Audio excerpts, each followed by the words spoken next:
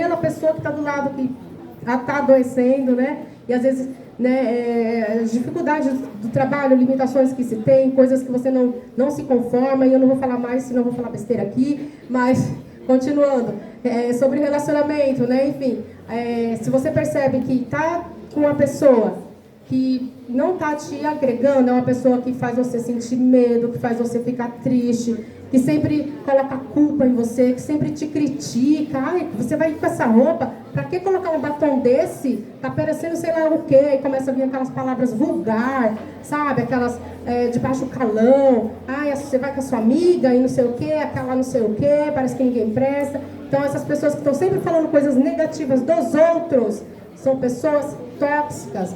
Não são companhias agradáveis, tá? E como eu falei, eu preciso me resguardar e ter responsabilidade comigo. Se é uma pessoa que está me criticando, que está sempre fazendo piadinhas sem graças, que me afetam, e está fazendo mal de mim, para que eu vou ficar com essa pessoa, pelo amor de Deus?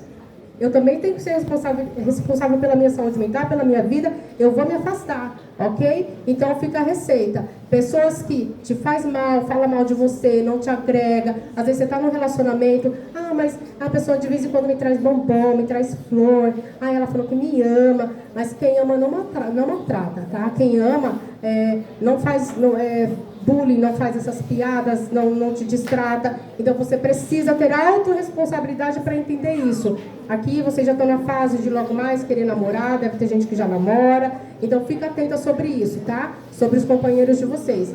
Veja se são pessoas tóxicas ou se são pessoas que vão agregar na vida de vocês, no ambiente de vocês, na vida de vocês. Porque caso não, o meu conselho é cai fora, ok? Senão vocês vão tudo lá no consultório e não tem vaga para psicóloga. A psicóloga também está doente.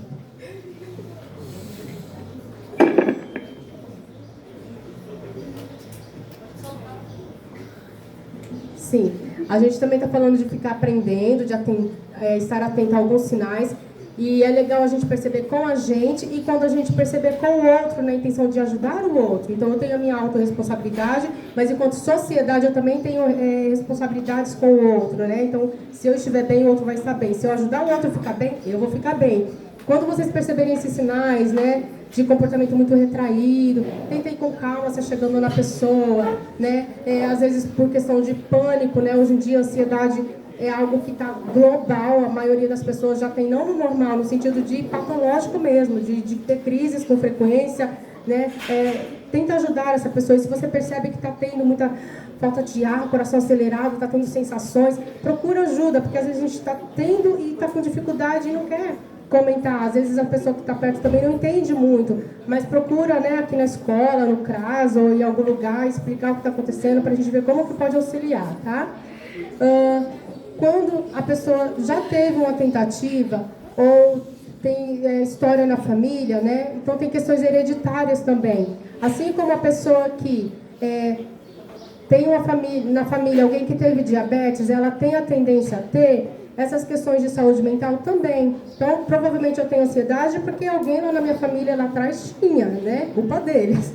Tô brincando. Mas eu desenvolvi também por questões hereditárias, questões genéticas. Tudo isso também está envolvido. Então, quando tem um acontecimento desse próximo, então requer atenção, requer cuidado. Você tem que estar ligado no que está acontecendo com você, no que você está pensando, no que você está sentindo. De repente, o caminho é procurar uma ajuda, alguém que você sabe que vai ter condição de realmente te apoiar, te escutar e tentar te entender. Não fica com medo.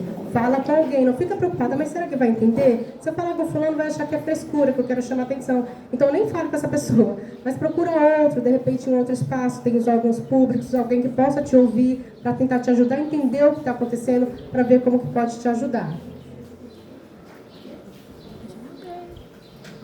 Sensações, que também são expressões de alerta, são aquelas ideações que a gente falou lá no começo, né? Então, às vezes, por conta dessas sensações, a gente começa a desenvolver essas falas, e são sinais que a gente precisa realmente estar atento, né? Poxa, a pessoa toda hora fala que não aguenta mais, que está cansado, já ouvi a semana inteira ela falando isso. Senta com calma com ela, né? E procura entender com calma o que ela quer dizer com essa fala, né? Sem confrontar, mas no sentido de, né, não afrontando a pessoa, né? Mas no sentido de dar abertura para ela falar com calma, até para você ajudar a entender também o que ela realmente está sentindo, para ver que caminhos que vocês podem seguir sobre isso. Eu já vou explicar quais.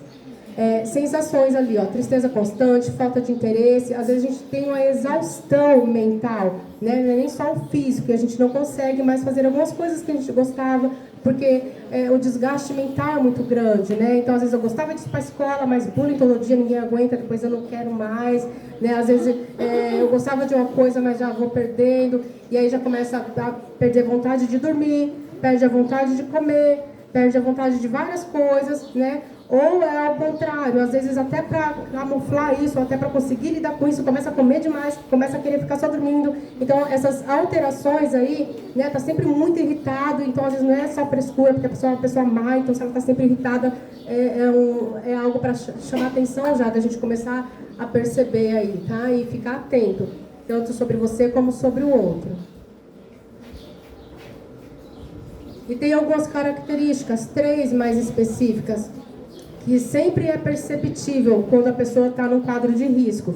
Essa tal de ambivalência é quando a pessoa é mais com ela mesma. Às vezes ela sente, tipo, eu quero fazer isso, mas não, eu vou tentar de outro jeito. Eu vou tentar não fazer, não posso fazer isso. Mas eu não aguento mais. Mas então são pensamentos, ela fica nessa sensação, né? E é interessante, quando você perceber isso com você, converse com alguém. Tipo, às vezes vem um pensamento, mas eu entendo que não é, que eu não vou, mas eu penso. Então, converse com alguém, porque são sintomas aí graves que precisam já de atenção. E às vezes você não está conseguindo lidar com isso sozinho. Então é importante falar com alguém, tá?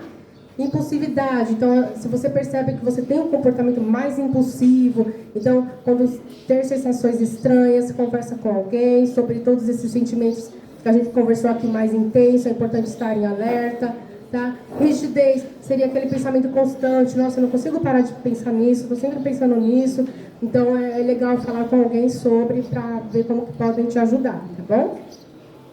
Aqui